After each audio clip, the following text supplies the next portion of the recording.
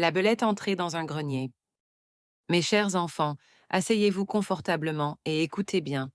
Aujourd'hui, je vais vous raconter une histoire, une fable, comme celle que nos grands-parents nous racontaient au coin du feu. C'est l'histoire d'une belette et d'une leçon sur l'excès.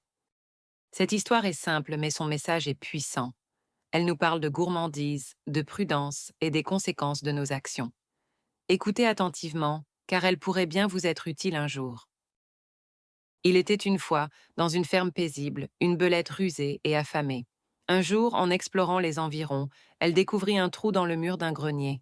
Ce grenier était rempli de provisions, un véritable trésor pour une petite belette. Le grenier regorgeait de nourriture, des grains dorés, des noix craquantes, des fruits secs sucrés. L'odeur alléchante attira la belette comme un aimant. Elle était irrésistiblement attirée par la promesse d'un festin abondant. Sans hésitation, la belette se faufila à l'intérieur du grenier. Elle n'avait jamais vu autant de nourriture de sa vie. Elle commença à manger, sans se soucier de rien d'autre. Elle se goinfra de grains, de noix, de tout ce qui lui tombait sous les dents. L'abondance la rendit imprudente. Jour après jour, elle mangea jusqu'à plus faim, oubliant toute modération. Elle oublia même pourquoi elle était venue au monde, à part manger. Elle ne pensait plus qu'à remplir son ventre, encore et encore. La prudence et la sagesse furent balayées par la gourmandise. Mais les effets de cette gloutonnerie ne tardèrent pas à se faire sentir. Après des jours de festin, le ventre de la belette devint énorme. Elle était devenue méconnaissable. Un jour, elle décida qu'il était temps de partir. Elle se dirigea vers le trou par lequel elle était entrée. Mais hélas, elle réalisa qu'elle était devenue trop grosse pour passer. Elle était piégée, prisonnière de sa propre gourmandise.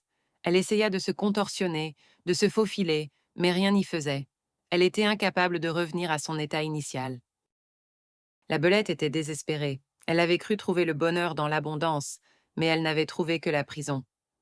Elle regretta amèrement son manque de modération. Mes chers enfants, voici la morale de cette histoire. Ce qui est facile à entrer peut être difficile à quitter, surtout quand on cède à l'excès. La gourmandise est un piège, un chemin glissant vers le malheur. Cette fable nous met en garde contre les dangers de la gloutonnerie et du manque de modération. Elle nous montre comment la recherche du plaisir immédiat peut mener à des conséquences désastreuses. La belette est restée prisonnière de son appétit. Elle était incapable de profiter de sa liberté ou de revenir à une vie normale. Elle avait sacrifié son bien-être sur l'autel de la gourmandise. N'oubliez jamais cette leçon, mes enfants. Cette fable est intemporelle. Elle nous rappelle l'importance de la prudence, du contrôle de soi et de la conscience des conséquences de nos actes. Elle nous invite à réfléchir sur nos propres excès. Nous avons tous des faiblesses, des tentations qui nous guettent, mais il est essentiel de savoir se contrôler, de ne pas céder à tous nos désirs. La modération est la clé d'une vie équilibrée et heureuse. Cette histoire nous encourage à rechercher l'équilibre dans tous les aspects de notre vie, que ce soit dans la nourriture, dans les jeux ou dans toute autre activité. Il est important de ne pas tomber dans l'excès. Souvenez-vous de la belette et de son triste sort.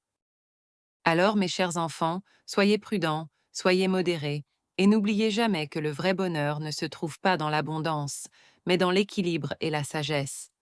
Méditez sur cette histoire et laissez-la vous guider sur le chemin de la vie. Et maintenant, il est temps de passer à autre chose. Mais j'espère que cette histoire restera gravée dans vos mémoires. Elle est un rappel constant de l'importance de la modération et de la prudence. N'oubliez jamais la belette et son grenier.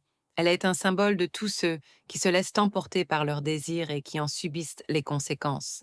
Soyez différents, soyez sages, soyez heureux. Et surtout, n'oubliez jamais de partager ce que vous avez avec ceux qui en ont besoin. L'abondance n'a de sens que si elle est partagée. La générosité est une vertu, la gourmandise un défaut. Alors, mes chers enfants, soyez généreux, soyez prudents, et n'oubliez jamais la leçon de la belette. Elle est là pour vous rappeler que le bonheur ne se trouve pas dans l'excès, mais dans l'équilibre et la sagesse. Et maintenant, je vous laisse, mais je vous encourage à réfléchir à cette histoire et à en tirer les leçons qui vous seront utiles tout au long de votre vie. La sagesse est un trésor, et elle est à la portée de tous ceux qui savent écouter et apprendre. Alors, écoutez, apprenez, et n'oubliez jamais la belette et son grenier. Elle est un symbole de tous ceux qui se laissent emporter par leurs désirs et qui en subissent les conséquences. Soyez différents, soyez sages, soyez heureux. Et surtout, n'oubliez jamais de partager ce que vous avez avec ceux qui en ont besoin. L'abondance n'a de sens que si elle est partagée. La générosité est une vertu, la gourmandise un défaut. Alors, mes chers enfants, soyez généreux, soyez prudents, et n'oubliez jamais la leçon de la belette. Elle est là pour vous rappeler que le bonheur ne se trouve pas dans l'excès, mais dans l'équilibre et la sagesse. Et maintenant, je vous dis au revoir. Mais je vous encourage à réfléchir à cette histoire et à en tirer les leçons qui vous seront utiles tout au long de votre vie. La sagesse est un trésor, et elle est à la portée de tous ceux qui savent écouter et apprendre. Alors écoutez, apprenez, et n'oubliez jamais la belette et son grenier. Elle est un symbole de tous ceux qui se laissent emporter par leurs désirs et qui en subissent les conséquences. Soyez différents, soyez sages, soyez heureux.